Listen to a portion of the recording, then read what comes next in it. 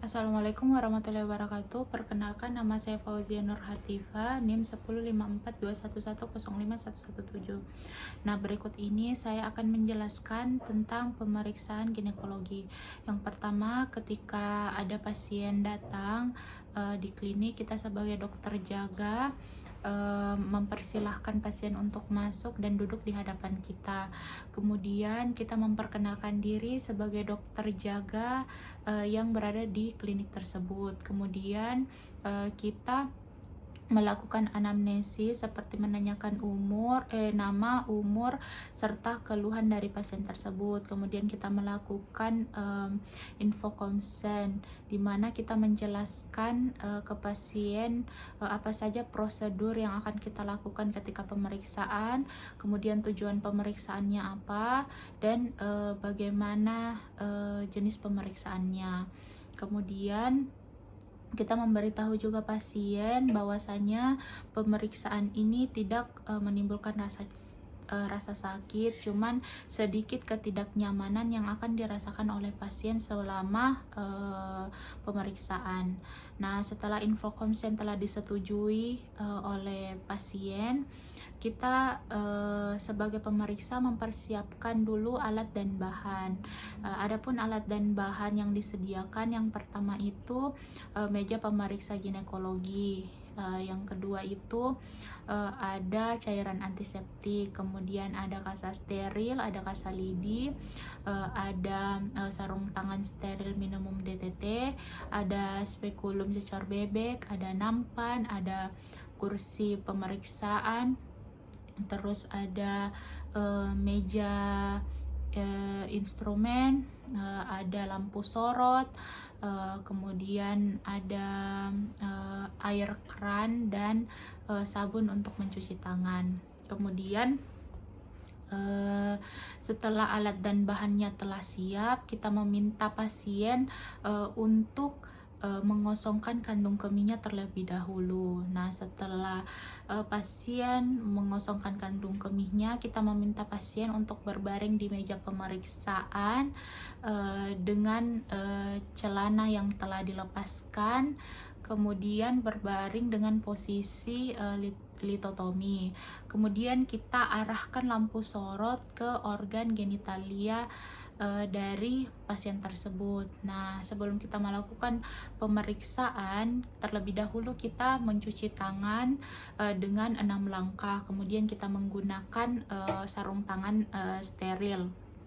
Nah, setelah itu, sebelum kita menyentuh organ genitalia dari pasien tersebut, terlebih dahulu kita menyentuh paha dalam dari pasien tersebut.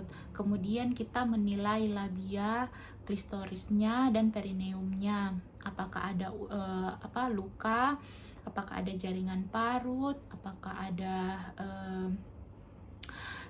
cairan, apakah ada benjolan dan lain-lain. Kemudian setelah itu kita memisahkan labia mayornya dengan menggunakan 2 jari, yaitu jari telunjuk dan jari tengah.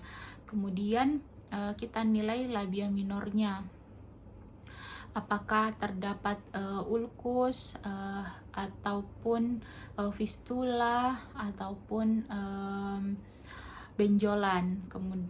Kemudian kita masuk ke pemeriksaan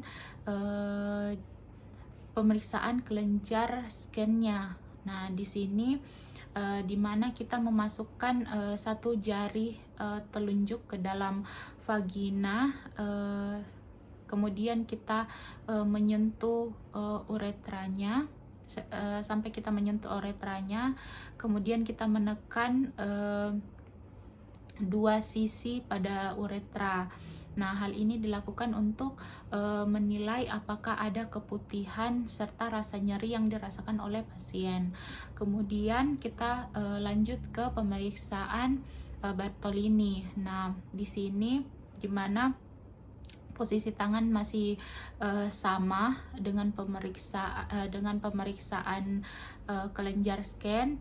Nah, di sini kita menilai apakah terdapat cairan atau rasa nyeri yang dirasakan oleh pasien, di mana kita menyentuh bibir vagina di sisi atas dari pasien. Nah, selanjutnya itu kita masuk ke pemeriksaan in speculo. Yang pertama itu kita memasukkan spekulum cocor bebek ke dalam vagina untuk melihat leher rahim. Kemudian kita fiksasi spekulum cocor bebeknya agar kita bisa melihat leher rahim dengan jelas.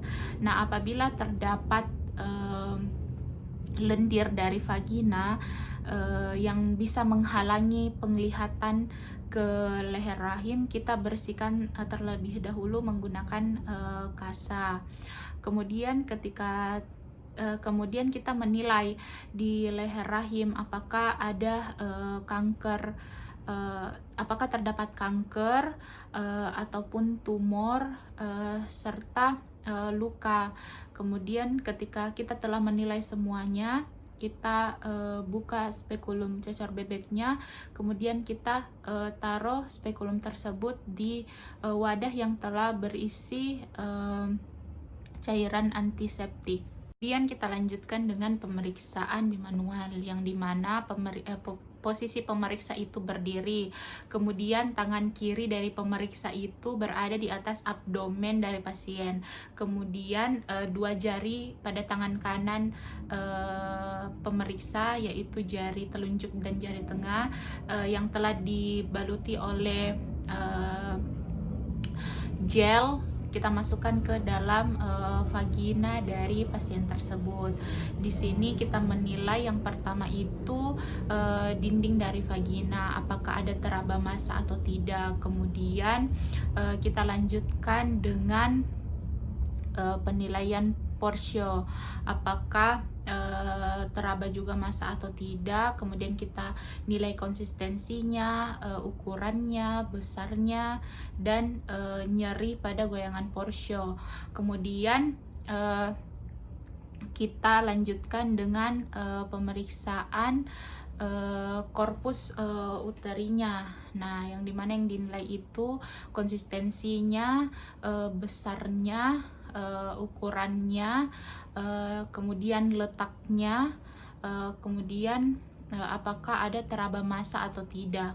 Kemudian kita lanjut ke penilaian dari adneksanya, apakah terasa nyeri atau tidak, kemudian apakah teraba massa juga atau tidak.